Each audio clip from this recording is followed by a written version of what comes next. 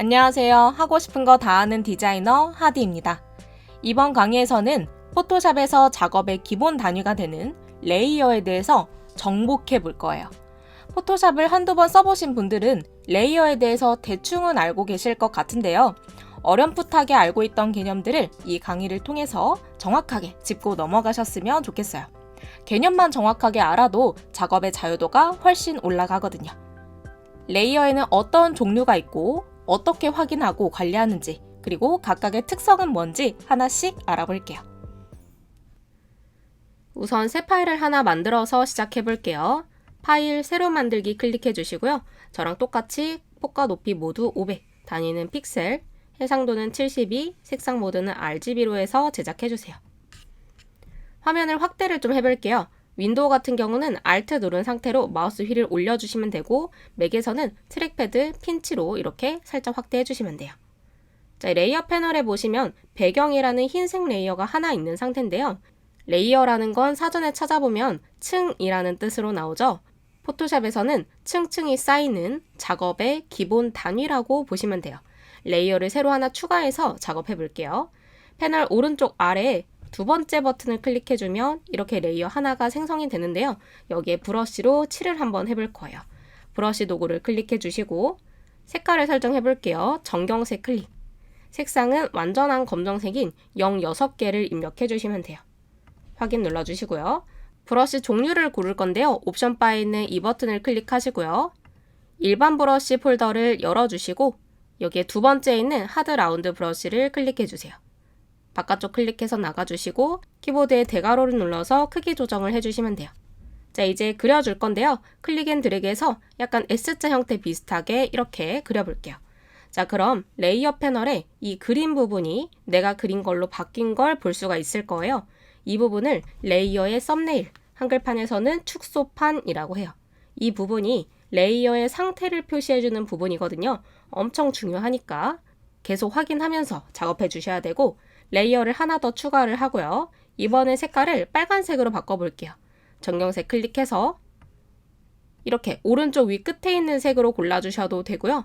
정확하게 하고 싶으신 분들은 F2개, 0, 4개. 이게 완벽한 빨간색이에요. 이 상태로 확인 눌러주시고 이번엔 클릭 앤 드래그해서 U자 비슷하게 이렇게 그려볼게요.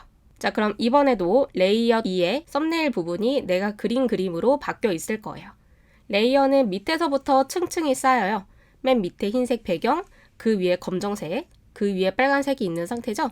화면에서도 맨 밑에 흰색 배경, 그 위에 검정색, 그 위에 빨간색이 있는 상태예요. 만약에 여기 레이어 패널에서 드래그를 해서 레이어 2를 레이어 1보다 밑으로 보내주면 순서가 바뀌죠. 화면에서도 빨간색 레이어가 더 밑으로 간 걸 확인할 수 있어요. 자, 이번엔 지우개로 지워볼게요. 지우개 도구는 이렇게 생긴 도구고요. 클릭해 주시고 역시 지우개 종류도 일반 브러쉬를 클릭해서 두 번째 있는 하드 라운드를 골라주시면 돼요. 바깥쪽 한번 클릭해서 나가주고 대괄호로 크기 조정을 해주시는데 지금은 이 부분을 지울 거라서 마우스를 이 부분보다 살짝 더 작게 해주시면 되고요. 만약에 지금 이 상태에서 클릭 앤 드래그를 하면 현재 레이어 패널에 선택되어 있는 레이어 2만 지워질 거예요. 저희는 레이어 1만 지울 거기 때문에 실행 취소, 컨트롤 Z를 눌러서 취소해 주시고요. 레이어 1을 클릭하고 다시 클릭 앤 드래그해서 살짝 지워볼게요.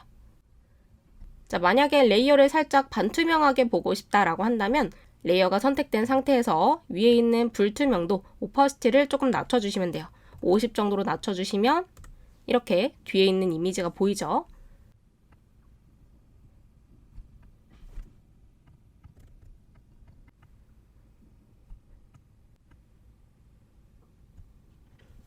저는 이 정도까지 지워졌고요. 다시 불투명도를 100%로 되돌려서 원래 상태로 바꿔 놓을게요. 자, 이게 레이어의 기본 개념이에요. 레이어를 하나씩 만들고 레이어별로 모든 작업을 하게 되는 거죠. 자, 이번엔 레이어 패널에 대해서 조금 더 자세히 알아보기 위해서 예제 파일을 열어줄게요. 파일에 열기를 눌러주시고 예제 파일 레이어 정복하기 PSD 파일을 열어줄게요. 작업하기 좋게 확대를 살짝 해주시고요. 레이어 패널을 이렇게 드래그해서 좀 키워놓은 상태에서 보여드릴게요. 지금 여러 개의 레이어가 있는데 이 레이어의 썸네일 부분이 조금씩 다른 게 보이시죠? 이 썸네일이 레이어의 상태를 표시해주는 부분이에요. 제가 레이어 이름을 각각 해당 레이어의 상태를 입력해놨어요. 어떤 레이어의 이름을 바꾸고 싶으시면 이름을 더블 클릭해서 바꾸실 수가 있고요. 다 바꾼 후에는 엔터를 눌러서 마무리해 주시면 돼요. 레이어를 2개 이상 선택하고 싶을 때는요, 2가지 방법이 있는데요. 첫 번째로 하나 클릭하고 컨트롤 누른 상태로 나머지도 클릭하는 거예요. 만약에 연속된 것들을 한 번에 선택하고 싶다 한다면 레이어 하나를 클릭하고 쉬프트 누른 상태로 반대쪽 끝에 걸 클릭해서 한 번에 선택할 수도 있어요. 이렇게 선택이 된 레이어들을 하나의 그룹으로 묶어서 관리할 수가 있는데요. 그룹의 G를 딴 단축키 Ctrl G를 눌러주시면 그룹 1로 묶이게 되죠. 그룹 1 이름 역시 더블 클릭해서 이름을 바꾸실 수도 있고요. 엔터 눌러서 마무리해 주시면 돼요. 그룹에 있는 꺽쇠를 클릭해 주시면 그룹을 열 수가 있고요. 어떤 레이어를 그룹 바깥으로 빼고 싶을 때는 클릭 앤 드래그해서 그냥 바깥에 놔주면 이렇게 자동으로 빠지게 됩니다. 다시 그룹을 클릭하고 해제하고 싶으면 컨트롤 G에서 쉬프트 하나만 더 붙인 컨트롤 쉬프트 G를 눌러주시면 돼요. 어떤 레이어를 복제하고 싶을 때는요, 해당 레이어를 클릭하고 단축키 컨트롤 J를 눌러주시면 돼요. 똑같은 자리에 복제가 됐기 때문에 화면에서는 표시가 되진 않지만 이동 도구로 이동을 해보면요, 이렇게 똑같은 레이어가 하나 더 생긴 걸 확인할 수 있어요. 지금은 백스페이스 혹은 딜리트 눌러서 지워줄게요. 레이어가 지금은 몇 개 안 되지만 나중에 수십 개, 수백 개 쌓였을 때는 레이어를 검색해야 할 때가 있는데요. 위에 보시면 kind, 종류로 되어 있죠? 옆에 있는 이 아이콘들을 클릭해서 각각 필터링 할 수가 있어요. 이걸 클릭하면 픽셀 레이어만 볼 수가 있고요. 이걸 클릭하면 조정 레이어, 어드저스트먼트 레이어만 볼 수도 있고, 이걸 클릭하면 문자만, 이건 모양만, 이건 고급 개체만 볼 수가 있어요. 종류 버튼을 클릭해 주시면 이름으로 검색하거나 효과, 모드 등등 다른 메뉴로도 검색할 수가 있습니다. 어떤 레이어를 클릭하고 이 부분을 조정하면 혼합 모드를 바꿀 수가 있는데요. 혼합 모드는 추가 설명이 더 필요한 부분이라 나중에 따로 블렌드 모드 강의를 들어주시면 될 것 같고요. 옆에 있는 불투명도 혹은 칠은 투명한 정도를 뜻하는데요. 위에 있는 불투명도, 오파시티는 레이어와 레이어에 포함된 효과까지 모두 다 투명도를 조정하고요. 밑에 있는 필, 7이라는 메뉴는 레이어의 불투명도만 조정하고 효과는 그대로 남기는 용도예요. 나중에 합성할 때 한번 써볼 거니까요. 지금은 이런 게 있구나 정도만 알고 계시고 일반적으로 쓰는 건 불투명도, 오퍼시티라고 생각해 주시면 되고요. 밑에 있는 건 잠그는 메뉴들이에요. 보통은 이걸 많이 써요. 이렇게 클릭하면 자물쇠가 생기면서 잠기게 되고요. 지금 이 레이어는 흰색으로 되어 있는 이 부분인 거죠. 이 레이어에는 이제 브러쉬도 칠할 수 없고 이동도 할 수 없고 아무런 작업도 할 수 없는 상태가 됐다라는 뜻이에요. 다시 클릭해서 잠금을 해제할 수도 있고요. 자, 이번엔 레이어의 종류를 살펴볼 건데요. 우선 픽셀 레이어가 포토샵의 기본 레이어라고 보시면 돼요. 일반적인 레이어는 그냥 픽셀 레이어인 거고요. 썸네일이 T라고 되어 있으면 문자를 수정할 수 있는 타임 레이어예요. 타임 레이어의 수정은 여기에 있는 수평 문자 도구를 클릭해서 수정하실 수가 있고요. 그 밑에 아이콘이 이렇게 생긴 레이어는 쉐입 레이어, 한글판은 모양 레이어라고 하는 거예요. 도형 레이어라고 생각해 주시면 되고요. 이런 레이어는 도구 상자에 사각형 도구를 우클릭하면 나오는 이 도구들, 그리고 펜 도구를 우클릭하면 나오는 이 도구들로 그릴 수 있어요.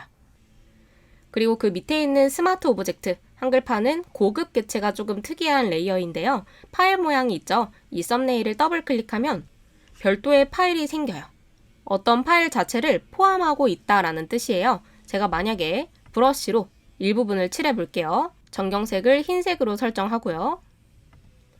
브러쉬를 조금 크게 해서 꽝 찍은 다음에 파일에 저장 혹은 컨트롤 S를 눌러서 저장해 줄게요. 확인. 그리고 원래 파일로 돌아가게 되면요. 내가 수정했던 이 수정 사항이 그대로 반영되어 있는 걸 볼 수 있죠. 원본의 이미지 자체를 포함하고 있기 때문에 용량은 조금 클 수 있지만 수정이 용이하다는 장점이 있어요. 지금은 다시 돌아가서 컨트롤 Z로 실행 취소하고 다시 컨트롤 S 저장을 한 다음에 이 파일은 꺼줄게요. 다시 원래대로 돌아온 걸 볼 수 있죠. 자, 밑에 보시면 제가 레이어를 하나 더 만들어 놨는데 더블 클릭해서 비디오 레이어를 확인하세요 라고 적어놨죠. 얘도 스마트 오브젝트예요. 더블 클릭하면 자, 이번에는 비디오 레이어가 있어요. 비디오 모양이 이렇게 아이콘으로 표시되어 있고요. 포토샵에서도 영상을 열어서 컷 편집을 할 수가 있거든요. 영상을 재생하시려면 윈도우를 클릭해서 타임라인이라는 패널을 새로 꺼내줘야 돼요. 밑에 보이는 이게 타임라인 패널인데요. 스페이스바를 누르면 영상이 재생이 바로 될 거예요. 이 기능은 추후에 움직이는 GIF 이미지를 만들 때 사용할 기능이에요. 비디오 레이어는 지금은 개념만 알고 계시면 충분해요. 다시 X를 눌러서 꺼주시고 저장을 따로 하지 않을게요. 맨 밑에 보시면 7 레이어라는 게 있는데요. 레이어 패널 아래에 보시면 네 번째 이렇게 생긴 버튼이 있어요. 이걸 클릭하면 위에부터 단색, 그라디언트, 패턴을 만들 수가 있거든요. 이 세 가지를 7 레이어라고 합니다. 단색은 지금처럼 색상 한 가지만 넣을 수 있는 레이어고요. 그라디언트는 2색 이상의 색상을 넣을 수 있고 패턴은 말 그대로 등록되어 있는 패턴을 하나의 레이어로 만들 수 있어요. 7 레이어의 썸네일을 더블 클릭하면 색상, 그라디언트, 패턴 등을 수정할 수가 있는 거예요. 자, 그리고 맨 위에 보시면 조정 레이어, 어드저스트먼트 레이어라는 게 있는데 클릭하니까 속성이라는 패널에 이렇게 메뉴가 생겨요. 이건 색 보정을 할 수 있는 레이어고 본인 밑에 있는 레이어들을 모두 조정하기 때문에 맨 위에 있을 때는 모든 레이어의 색이 한 번에 조정이 될 거예요. 자, 그런데 만약에 이 조정 레이어를 드래그해서 순서를 바꿔볼게요. 이렇게 놓으면 위에 있는 이 세 개의 레이어는 보정이 되지 않는 거죠. 색을 바꿔보니까 밑에 있는 구름 이미지와 배경만 색이 바뀌고 있는 걸 볼 수가 있어요. 모든 레이어는 밑에서부터 층층이 쌓이기 때문에 항상 순서에 유의해서 작업해 주셔야 돼요. 그리고 맨 위에 보시면 아트보드 1이라는 게 있는데요.